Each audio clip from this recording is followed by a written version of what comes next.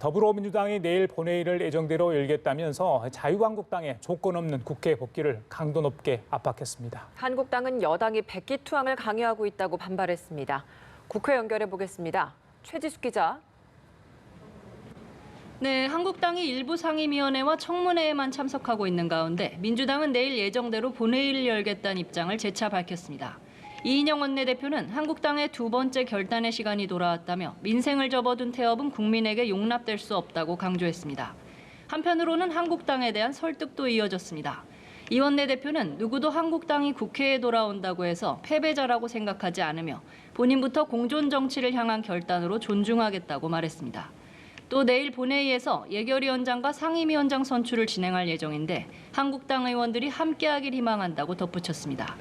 반면 한국당은 민주당이 반민주적 행태로 백기투항을 강요하고 있다고 반발했습니다.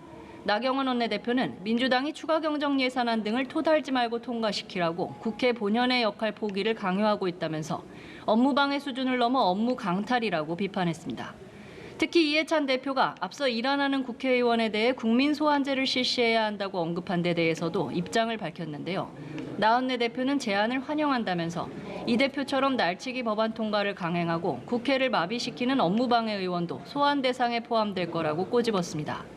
반면 바른미래당은 국회 법제사법위원장인 여상규 의원이 한국당과 합의 없이 처리한 법안을 해당 상임위로 다시 회부하겠다고 밝힌 데 반발했습니다. 오신환 원내대표는 침대 축구로 패스트트랙 정국을 자초한 한국당이 이제 과격한 백태클로 의사일정을 방해하고 있다고 지적했습니다. 이어 합의를 스스로 걷어차고 법안 처리를 누구와 합의해야 한단 말이냐면서 6월 국회 일정을 지켜나가겠다고 강조했습니다. 최 기자, 오늘 오후 패스트트랙 법안을 다루는 이 정치개혁특위 또 사법개혁특위가 각각 전체회의를 열 예정인데 무엇보다 두 특위의 기한 연장 방안이 쟁점이 되고 있습니다. 이 소식도 전해주시죠.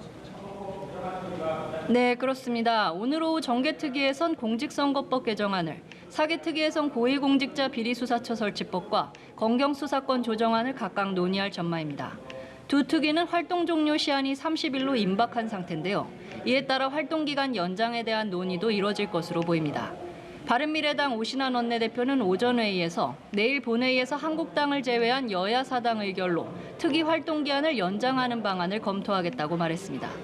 앞서 선거법 등 패스트트랙 지정에 동참했던 민주당과 바른미래당, 그리고 평화당과 정의당은 특위 연장에 모두 동의하는 상황입니다.